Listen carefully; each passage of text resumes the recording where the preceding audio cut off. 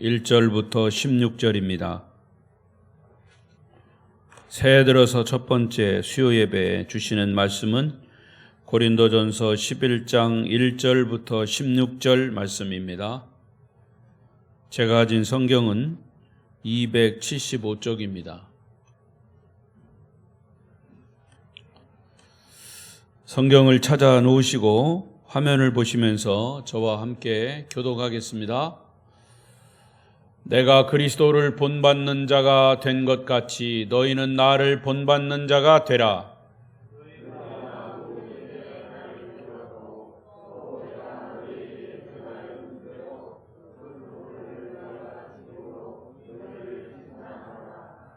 그러나 나는 너희가 알기를 원하노니 각 남자의 머리는 그리스도요 여자의 머리는 남자요 그리스도의 머리는 하나님이시니라.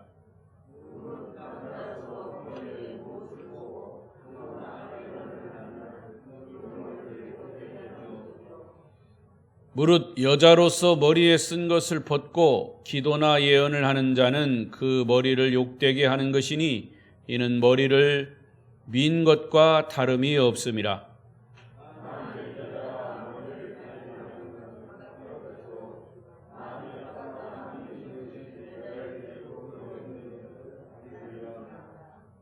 남자는 하나님의 형상과 영광이니 그 머리를 마땅히 가리지 않거니와 여자는 남자의 영광이니라.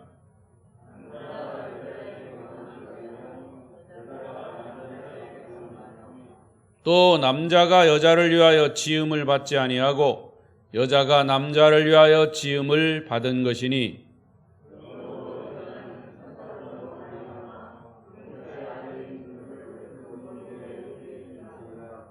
그러나 주 안에는 남자 없이 여자만 있지 않고 여자 없이 남자만 있지 아니하니라.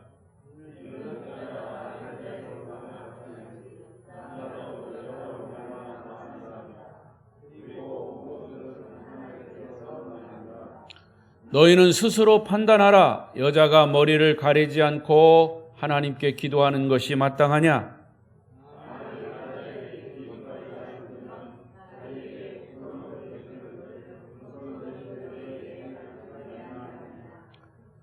만일 여자가 긴 머리가 있으면 자기에게 영광이 되나니 긴 머리는 가리는 것을 대신하여 주셨기 때문이니라. 논쟁하려는 생각을 가진 자가 있을지라도 우리에게나 하나님의 모든 교회에는 이런 관례가 없느니라. 아멘. 16절 긴 말씀을 같이 보았습니다. 새해 들어서 오늘 첫 번째 맞이하는 수요 예배에 나오신 여러분을 축복합니다. 우리 옆 사람과 인사하십시다.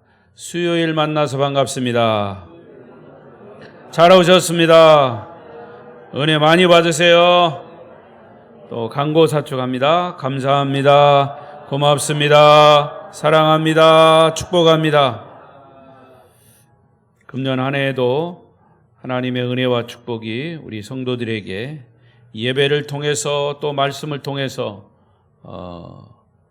은혜가 충만히 임하시길 바랍니다. 비대면 영상으로 예배하시는 분들에게도 주님의 은혜가 함께 하시기를 바랍니다.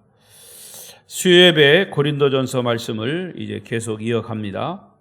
오늘 말씀의 주제는 예배와 영적인 질서입니다. 같이 읽어봅시다. 시작. 예배와 영적인 질서. 바울 사도는 고린도전서 11장에서 또 다른 고린도 교회가 안고 있는 문제를 다루고 있습니다. 그것은 예배의 영적 질서 문제입니다. 예배의 원리, 예배의 정신은 처음이나 지금이나 성경에 있는 대로 그 정신은 변할 수가 없습니다. 예배는 하나님을 예수 그리스도를 나의 구주로 고백하는 교회 공동체가 하나님의 영광을 위하여 드리는 그런 하나의 의식입니다. 찬송하고 기도하고 말씀 듣고 서로 교제하고 하는 것이 예배입니다. worship 혹은 서비스, 하나님을 향한 봉사, 이게 예배입니다. 그러니까 예배는 하나님과 우리 교회 성도들과의 관계성이죠. 이게 예배의 정신이죠. 그런데 그 예배를 드리는 방법과 예배를 드리는 스타일, 방식, 예배의 어떤 문화, 이것은 바뀔 수 있다는 겁니다. 바뀔 수 있다는 거예요. 과거에는요, 땡 치고 다 같이 묵도함으로 예배 시작했습니다. 우리도 이제 지금 그렇게 하지만, 근데 어느 땐가부터는 이런 뭐 종치거나 또 예배를 묵도함으로 시작하겠습니다, 이런 것은 없어졌어요. 그리고 강대상도 이제 지금 우리도 이제 성탄절 때 그랬잖아요. 강대상을 치우고 여기서 이제 스테이지가 돼서 뭐 찬양도 하고 율동도 하고 했습니다. 과거에 우리 아버지 시대에 예배를 그렇게 드렸다가는 혼났습니다. 어디 강대상에 여자가 올라오고, 어디 강대상에 신발을 신고 오고, 어디 강대상에 기타를 치고, 큰일 났었어요. 큰일 난 줄 알았어요. 이게 뭐냐면 사실은 예배의 정신은 변하지 않아야 되지만 예배의 스타일, 예배의 방법은 문화가 바뀌면서, 문화가 변화하면서 예배 스타일도 바뀔 수 있다라고 하는 것을 사실은 말하고 있는 건데, 과거에 우리 선배 목사님들은, 목회자들은 그게 그렇게 안 했습니다. 절대로 여기를 지성소화했습니다. 지성소. 여기가 지성소는 아니에요. 구약의 지성소입니까? 여기가 아니잖아요. 그 예배를 드릴 수 있는, 강대상이 좀 이렇게 높이 제가 쓴 거는 여러분들이 말씀을 듣고 여기에 집중하기에 좀 편리하도록 그렇게 만든 거예요. 어떤 교회는, 현대식으로 만든 교회는 극장식이에요. 스크린을 요즘은 조금 딱 스크린을 크게 들고, 그리고 성도들이 앉는 자리가 이렇게 밑에 있는 게 아니라 위에서부터 극장 앉듯이 쫙 이렇게. 그래서 강대상이 제일 밑에 있습니다. 그래서 저 위에서 이렇게 층층이 이렇게 앉아가지고 예배를 드립니다. 그건 다 스타일이에요. 그러니까 예배의 방법과 문화는 언제든지 변화할 수 있습니다. 왜? 문화는 바뀌기 때문에, 변천하기 때문입니다. 한국 교회도 예배 스타일의 변화가 많이 있었습니다. 뭐 열린 예배다 그래가지고 열린 예배. 그러니까 예배가 무슨 열린 예배가 있고 닫힌 예배가 있습니까? 그러나 열린 예배라고 하는 것은 이제 그동안에 가지고 있던 예배 스타일을 조금 바꿔서 이 젊은 세대, 이 세대의 문화에 맞춰서 예배를 드리자. 그러나 그 예배가 사람을 위한 것이 아니라 하나님께 드리는 예배 스타일, 예배 정신, 그것은 바뀜이 없다, 변함이 없다, 이걸 얘기하는 거죠. 중요한 것은 성경에서 말하고 있는 예배의 근본 정신을 잃지 않으면서 우리가 어떻게 우리 시대의 문화, 그 지역의 문화, 하물며 그 교회에 출석하는 교인들의 문화에 맞도록 예배를 드릴 수 있느냐 하는 것이죠. 그래서 교인들의 영적인 필요가 채워지고 여전히 주님의 이름이 높임을 받고 하나님께 영광을 돌릴 수 있는 예배라면 스타일은 언제든지 바뀔 수 있다는 거죠. 여러분, 그것은 이미 초대교회 고린도 교회 때부터 그런 문제가 발생이 됐던 거죠. 그리고 오늘 그걸 다루고 있어요. 자, 예를 들어서 바울 서신에 보면 바울은 이런 문안을 얘기했습니다. 너희가 서로 입맞춤으로 문안하라. 입맞춤으로 문안하라. 여러분, 문자 그대로 하면 우리가 문안할 때 서로 만나서 키스하라는 거예요. 입맞춤으로. 근데 실제로 여러분 저기 아랍권에 있는 중동의 사람들은 서로 인사할 때 어떻게 합니까? 이 뺨을 대잖아요, 뺨을. 실제로 입맞춤을 합니다. 뭐 입술과 입술은 되지 않지만 입맞춤을 해요. 그거는 그들의 문화라는 거예요. 인사하는 문화예요. 여러분, 과거에 우리가 이 악수, 여자와 남자 악수하는 것, 절대 있어서는 안 돼요. 남녀 7세 부동석인데 남자와 여자가 7살만 넘으면 같이 앉을 수 없다는 거예요. 여러분 그거 요즘 그런 얘기 해보세요. 웃긴다고 그러죠. 이게 뭐예요? 문화가 바뀌었다는 거예요. 그러니까 옛날에는 그리고 한국도 기독교 교회 안에서도 예배 스타일이라든가 이런 것들이 많이 변천되어 온 것은 사실입니다. 이런 의미에서 고린도 교회 역시 예배를 둘러싸고 1년에 큰 홍역을 치렀던 것으로 보입니다. 그것은 여인들이 예배 시간에 수건을 쓰느냐 쓰지 않느냐의 문제입니다. 수건이라고 하는 것은 너울입니다. 베일이에요, 베일. 베일에 가렸다 그러잖아요. 이 베일. 고린도 교회에서는 예배를 드릴 때 여인들이 수건을 쓰고 안 쓰고 이것을 문제 삼아서 이것을 심각하게 다뤘어요. 지금 생각하면 정말 별거 아니에요. 여러분, 과거에 남자가 여자가 악수를 한다 안 한다 이거 굉장히 심각했었는데 지금 그게 문제가 됩니까? 여러분은 문제가 되는군요. 문제가 안 돼요. 문제가 될 수가 없어요. 예. 그러니까 이와 같이 그 시대의 문화에 따라서 그것이 굉장히 심각할 수도 있고 아닐 수도 있다는 거예요. 그러니까 고린도 교회에서 이 문제가 심각했기 때문에 사도 바울이 성경에 쓰면서까지 이 문제를 다루고 있습니다. 자, 그러면 이 문제 서두에서 말씀드린 것처럼 먼저 그 당시의 문화적 배경을 알면 이 문제는 쉽게 풀어갈 수 있습니다. 그 당시 고린도 사회는 아주 급격하게 자유화의 물결이 들어왔어요. 이 자유화의 물결이 무엇과 같이 들어왔냐? 복음과 함께 들어왔어요. 복음이 들어오면서 자유화가 일어났어요. 자유화라는 것은 남녀 평등. 이 남녀 평등, 여성들이 해방이 되고 여권이 신장되는, 존중되는 일반적인 현상이 복음이 들어오면서 같이 들어왔다는 거죠. 사실 우리나라도 그렇죠. 기독교 역사를 보면 이 복음이 들어오면서 굉장히 여성의 인권이 신장이 되고 존중이 됐습니다.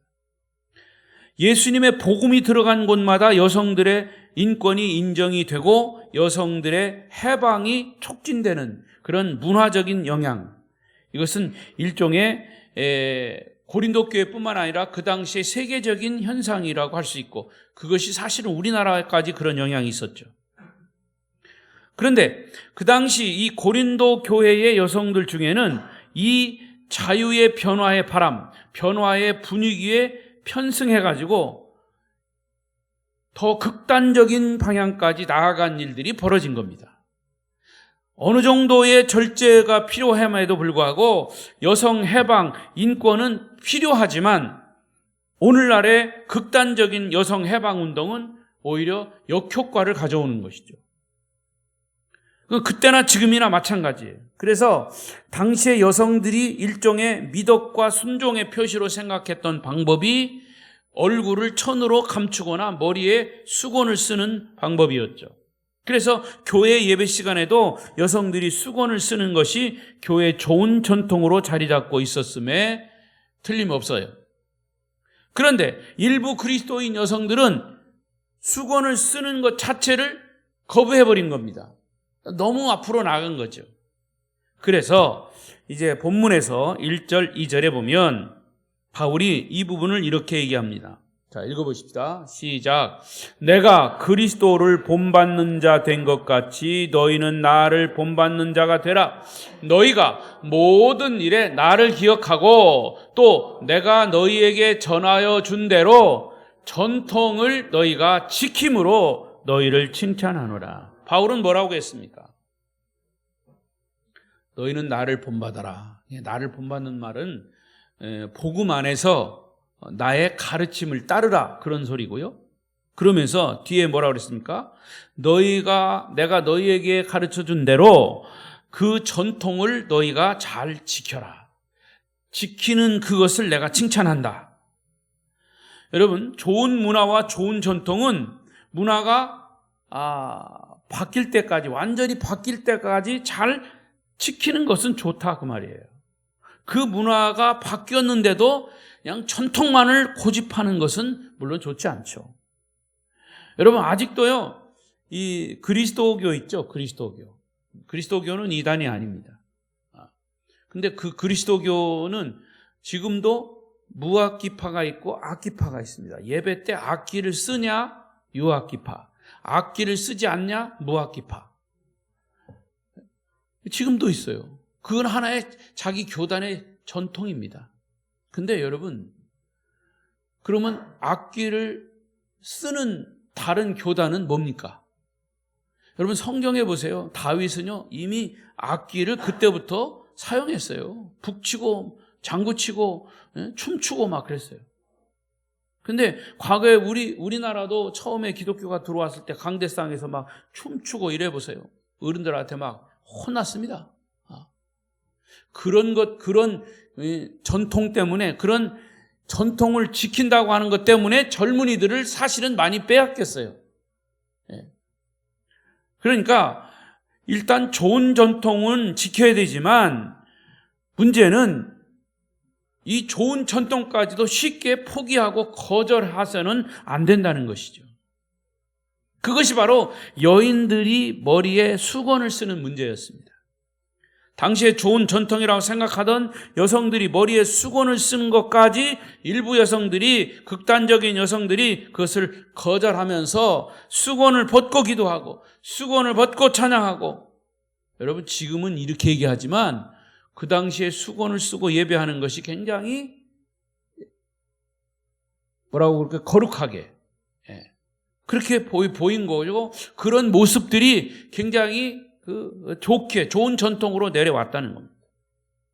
자, 5절 보세요. 5절 읽습니다. 시작. 무릇 여자로서 머리에 쓴 것을 벗고 기도나 예언을 하는 자는 그 머리를 욕되게 하는 것이니 이는 머리를 민 것과 다름이 없습니다. 바울은 여인들이 머리에 수건을 쓴 것을 벗어버리고 기도하거나 예언하거나 하는 것은 마치 머리카락을 다 밀어버린 것과 다름이 없다고 지적한 겁니다. 이것이 사실은 문제의 어떤 갈등을 일으키는 배경이죠. 그러니까 여러분, 그 여인들이 예배 시간에 수건을 쓰느냐 안 쓰느냐, 사실은 그게 중요한 게 아니에요. 과거에 피아노가 왼쪽에 있어야 되냐 오른쪽에 있어야 되냐, 그게 중요한 게 아니야. 그런데 왼쪽에 있어야 된다고 하는 것 때문에 파벌이 생겨가지고 교회가 나눠졌다는 거 아닙니까? 그래서 후임으로 온 목사님, 그 교회가 그런 전통이 있어가지고 이 목사님도 오른쪽에 가 있는 피아노를 왼쪽으로 옮겨야 될 것 같아서 하루에 1cm씩 옮겼대요. 그랬더니 어느 순간에 가서 있더라는 거예요. 1cm 오니까 잘 못 느꼈겠죠. 그건 웃자고 한 얘기인지 모르지만 그게 중요한 게 아니란 얘기죠. 피아노가 왼쪽에 있으면 어떻고 오른쪽에 있으면 어떻고 어떻습니까? 예? 그런데 사실은 카톨릭 같은 데서는 지금도 여자들이 미사를 드릴 때 수건을 쓰죠. 여러분 보셨죠? 예.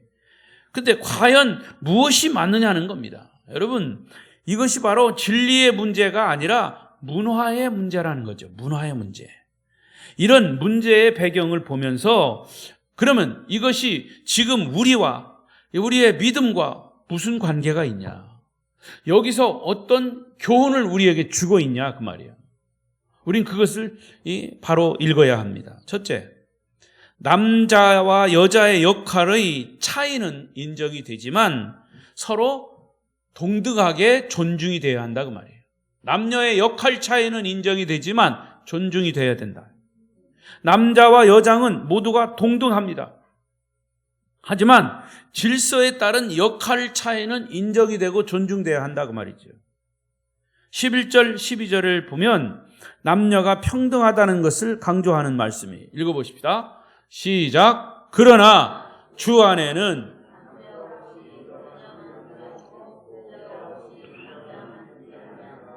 이는 여자가 남자에게서 난 것 같이 남자도 여자로 말미암아 났음이라. 그리고 모든 것은 하나님에게서 났느니라. 여기 보세요. 여자가 남자에게서 난 것 같이 남자도 여자로 말미암아 났습니다. 맞습니까? 네. 났다고 그러니까 더 이상 설명 안 하겠습니다. 생물학적으로 보면은 이게 다 맞는 얘기예요. 여자가 남자에게서 낳죠. 또 남자는 여자에게서 낳습니다. 그런데 중요한 것은, 그게 중요한 것보다 모든 것은 하나님에게서 났다라고 하는 말씀을 하기 위해서 이 이야기를 한 겁니다. 남자나 여자나 모두가 하나님께로부터 나왔습니다. 인정하십니까? 하나님은 당신의 형상대로 남자를 만드시고 여자를 만드시고 동등하게 지으셨어요. 그렇다고 남녀에게 본질적인 무엇이, 남자가 낫고 여자가 낫지 않고, 여자가 낫고 남자가 낫지 않고, 그런 우열의 차이는 없다고 말해요. 그러나 거기에 따른 질서는 있다는 거예요. 질서에 따른 역할 차이는 있다는 겁니다. 자, 3절을 보세요. 3절 시작. 3절 3절이 어디 가버렸어? 예, 3절.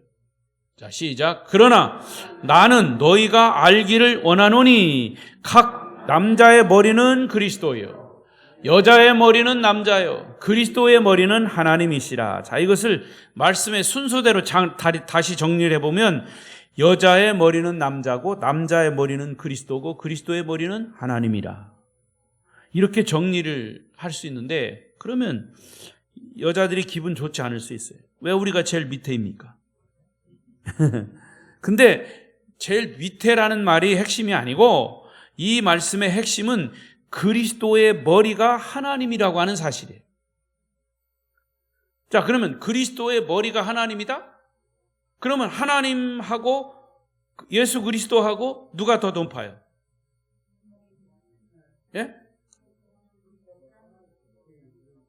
예. 하나님이 높다고 하는 순간 그 사람은 이단이 되는 거예요. 왜냐? 하나님과 그리스도는 동등하신 분이에요. 빌립보 2장에서도 보면 그는 하나님과 동등함을 입으셨다 그랬어요. 그러면 그리스도의 머리는 하나님이라고 하는 이 말씀이 무슨 뜻인지 우리가 이해를 해야 돼요. 여성의 머리가 남성이라고 해서 남성이 여성보다 우월하다? 그건 아니에요. 일반적으로 사실은 남자와 여자가 볼 때 논리적인 말싸움을 하면 절대로 남자가 여자를 이기지 못해요. 아, 목사님이 못 이기는구나 이렇게 생각하시지 말고 일반적으로 이게 남성이 여성을 논리적으로 말로 절대로 이기지 못하는 거예요. 그래서 남자가 여자한테 말로 이기지 못하니까 어떤 때는 주먹이 나가는 거예요.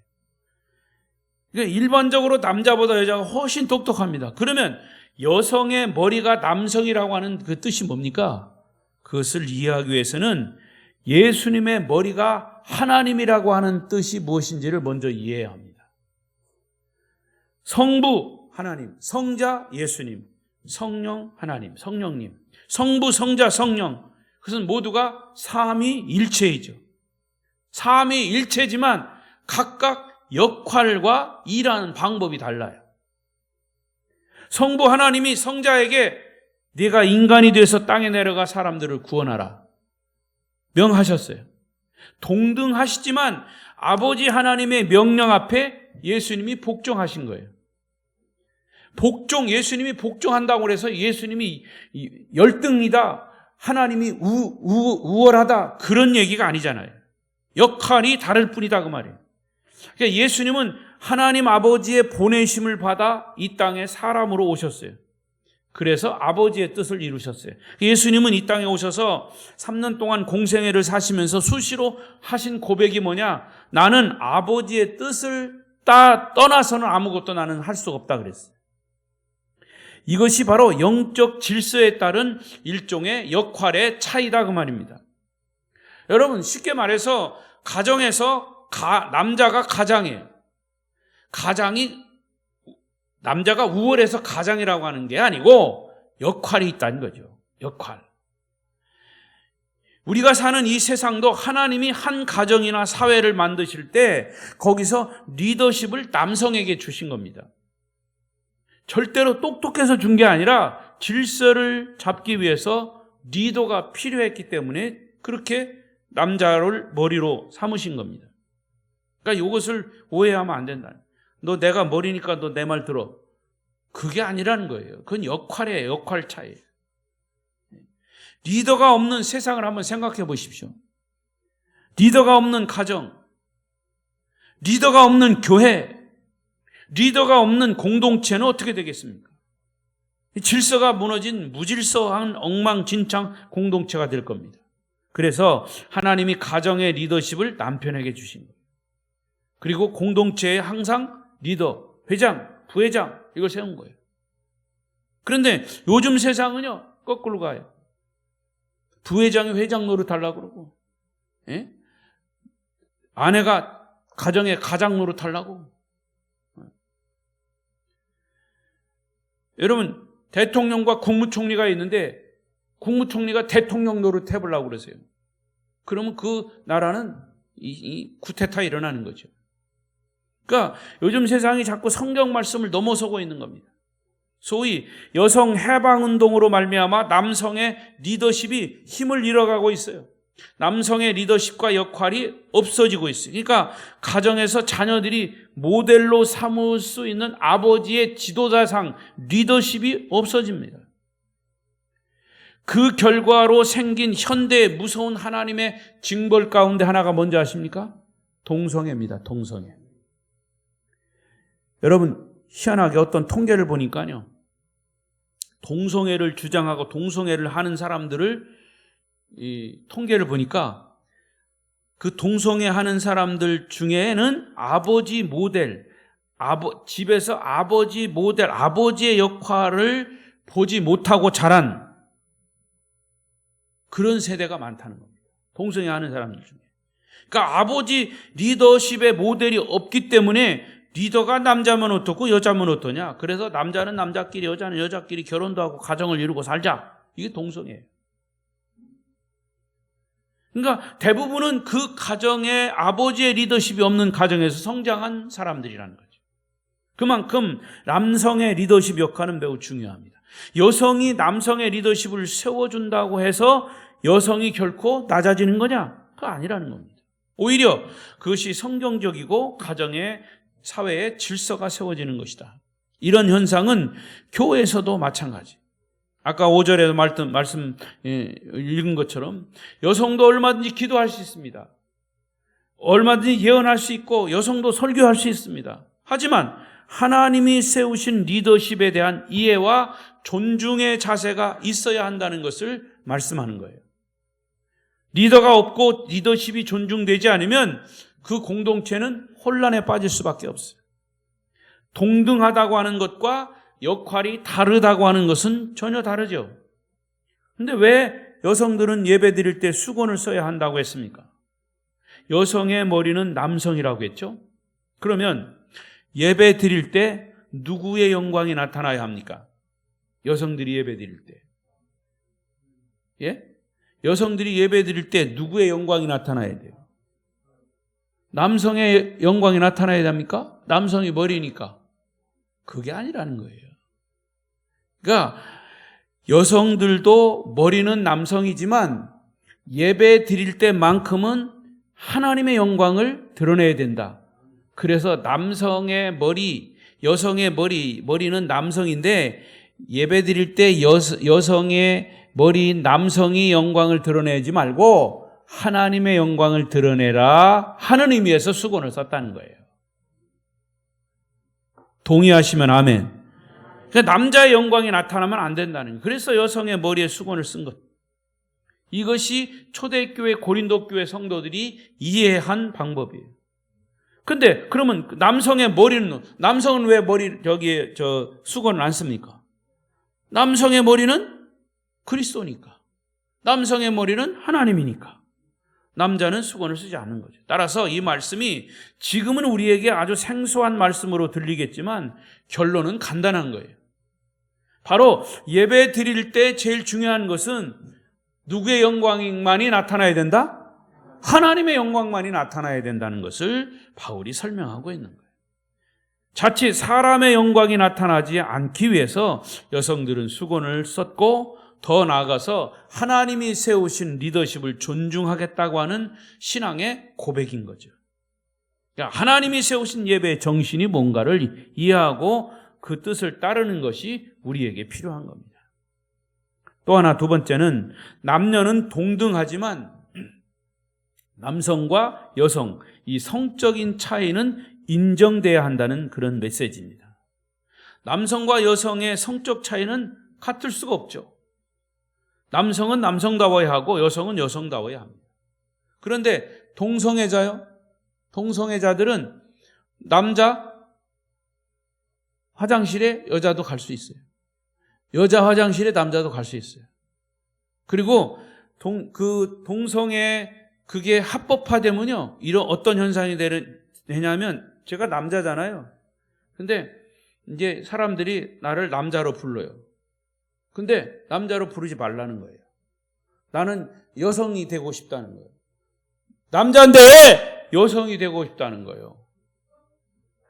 그래서 여성으로 부르달라는 거예요. 여러분, 그게 말이 됩니까? 에? 그거를 합법화하려고 그래요. 난 그 얘기만 하면 아주 그냥 화가 나요. 지금도 이 합법화된 나라에서는 그렇게 하고 있어요. 목욕탕에도 그냥 혼탕으로 들어가는 거예요. 누가 뭐라 하지 않아. 이게 성을 인정할, 그 남성, 여성뿐만 아니라 동성, 중성, 이것도 인정하라는 거예요. 중성. 여러분, 중성이 어디 있습니까? 그러니까 여러분, 남성은 남성다워야 하고 여성은 여성다워야 합니다. 특히 초대교회 당시에도 여성의 아름다움이 어디에 있었냐? 머리카락이 긴 머리에 있었어요. 자, 5절 6절 보세요. 5절 6절 시작. 무릇 여자로서 머리에 쓴 것을 벗고 기도나 예언을 하는 자는 그 머리를 욕되게 하는 것이니 이는 머리를 민 것과 다름이 없음이라. 6절. 만일 여자가 머리를 가리지 않거든 깎을 것이요 만일 깎거나 미는 것이 여자에게 부끄러움이 되거든 가릴지니라. 그렇습니다. 그런데 남성에 대해, 여자는 그렇게 얘기하고 남성에 대해서는 어떻게 말했냐면 14절로 가서 보세요. 14절. 만일 남자에게 긴 머리가 있으면 자기에게 부끄러움이 되는 것을 본성이 너희에게 가르치지 아니하느냐. 15절. 만일 여자가 긴 머리가 있으면 자기에게 영광이 되나니 긴 머리는 가리는 것을 대신하여 주셨기 때문이니라. 열종의 여성의 긴 머리는 수건 대신 하나님이 주신 것이다. 그것이 여성다움의 특징이다 그랬어요. 그래서 14절에 뭐라고 그랬어요? 본성이 너희에게 가르치지 않느냐 라고 말합니다. 본성적으로 우리에게 여성은 여성다움을 따르는 경향이 있고 남성은 남성다움을 따르는 경향이 있다. 이게 본성이라는 거죠. 그 특성 중에 하나가 여성의 긴 머리와 남성의 짧은 머리예요. 물론 이것도 문화적으로 변화할 수 있습니다. 변화가 지나치다 보니까 남자가 여자가 되고 싶고 여자가 남자가 되고 싶어 하는 경향이 지금의 현상이라는 거죠. 이것 동성애를 부추기는 현상입니다. 그러나 성경은 이런 현상을 말세의 현상이라고 말합니다. 자꾸 이렇게 성을 구별하지 않고 이상하게 가는 그 현상 자체가 마지막 때의 현상입니다. 여성의 아름다움은 여성다움에 있고 남성의 아름다움은 남성다움에 있는 것이, 이런 차이를 인정하는 것이 결코 여성을 낮추는 것이 아니고 남자를 높이는 것도 아니라는 거죠. 이것이 우리에게 주시는 메시지예요. 마지막 세 번째는 예배에 있어서 순종적인 자세를 가져야 한다. 남성이든 여성이든 예배의 자리에서 순종한다는 것은 하나님의 영광만을 나타낸다는 것을 의미합니다. 피아노가 왼쪽에 있으면 하나님이 영광을 받으시고 오른쪽에 있으면 영광을 안 받으십니까? 수건을 머리에 쓰면 영광을 받으시고 안 쓰면 영광을 안 받으십니까? 그게 중요하지 않다는 거죠. 그게 어떤 의미를 가지고 있느냐, 그러나 그 의미 자체도 하나님께만 영광이 돼야 한다 하는 것이 예배의 정신이라고 말이에요. 아멘? 예배를 얼마나 잘 드렸느냐 하는 것은 예배가 끝나고 나갈 때 우리의 마음속에 하나님의 선포된 말씀대로 살아야겠다고 하는 순종의 결단과 실천으로 나타나는 겁니다. 우리 목사님은 설교 참 잘하셔. 나 참 은혜 받았어. 그래서 어쨌다는 거예요? 그래서 어쨌다는 거예요, 여러분. 은혜 받았으면 받은 말씀을 따라서 하나라도 실천해야, 그래서 내 삶이 바뀌어야 그게 되는 거 아닙니까? 내가 오늘 목사님 말씀을 저렇게 하시지? 그래서 어쨌다는 거예요. 선포된 하나님의 말씀은 때로는 경고의 말씀도 있고 교훈의 말씀도 있고 또 가르치는 말씀도 있고 책망의 말씀도 있는 거예요. 그러면 그 말씀을 내가 듣고 내 삶에 얼만큼 실천했느냐, 그래서 내 삶이 얼마나 바뀌었느냐, 그것으로 나타나야 된다는 거예요. 오늘 성경은 그 얘기를 하고 있어요. 그것이 바로 예배의 결론이고 결과여야 한다. 그런데 수건을 쓰고도 순종 안 하면 아무런 소용이 없는 거예요. 수건을 쓰고 경건하게 예배를 드렸는데 사회생활을 보면 아주 이거는 뭐 예수 안 믿는 사람보다 더 심하게 삶을 사는 사람들. 수건을 쓰는 것은 형식에 지나지 않아요. 그런데 고린도 교회 여성들이 자유화되고 해방되면서 극단적인 경향으로 나가서 그와 같은 어떤 절제의 선까지 넘으려고 했다는 거죠. 그래서 심지어는 예배를 드리는데도 제일 시끄러운 것이 누구냐? 여성들이었어요. 그래서 다른 바울 서신에 보면 여성들이여 입 다물어라 그랬어요. 침묵하라 그랬어요. 방언 기도를 하는데 통역을 세우지 않고 방언을 하다 보니까 예배의 질서가 무너졌다. 은사를 받은 것을 표현하는 것은 문제가 되지 않지만 거기에도 영적인 예배의 질서가 있어야 된다는 거죠. 제가 전에 있던 어떤 교회에서도 자기가 계시를 받아왔어요. 그래서 목사님, 제가 우리 교회에 이런 계시를 받았습니다. 당신에게 그런 계시를 줬다면 지도자인 나한테도 계시를 하나님이 줬을 거예요. 그러니까 입 다물고 가만히 계셔요. 여러분, 오늘 본문 중에 이 부분에 아주 해석하기 힘든 구절이 나와요. 10절 보십시다. 10절 시작. 그러므로 여자는 천사들로 말미암아 권세 아래 있는 표를 그 머리에 둘지니라. 권세 아래 있는 표. 권세 아래에 있는 표란 말은 내가 하나님의 권세에 순종하겠습니다 라고 하는 순종의 표시를 머리에 두라는 겁니다. 다시 말하면 머리에 수건을 쓰는 것은 남자의 영광이, 내 머리가 남자이니까 남자의 영광이 예배 시간에 영광이 드러나지 않을 뿐만 아니라 내가 하나님의 뜻에, 하나님의 권세 아래에 순종하겠다고 하는 그런 결단이라는 거죠. 그런데 누구 때문에 그렇다는 거예요? 그러므로 여자는 천사들로 말미암아 권세 아래에 있는 표. 누구 때문에? 천사들로 말미암아. 이 말이 무슨 말인가요? 우리가 드리는 예배의 자리에 성령 하나님도 계시지만 하나님의 심부름꾼인 천사도 우리의 예배를 지켜보고 있다는 거예요. 따라서 우리가 예배를 드릴 때 정말 중요한 것은 하나님께 순종을 고백하느냐는 겁니다. 하나님을 내 예배가 하나님을 향하고 있냐? 내가 예배 드릴 때 누군가 나의 일거수일투족을 다 감시하고 있다면 아마도 우리의 예배의 태도가 달라질 겁니다. 하나님이 보고 계시죠. 눈 좀 떠보세요. 하나님 보고 계시다니까. 하나님이 주무시도록 그냥 만드신 거예요.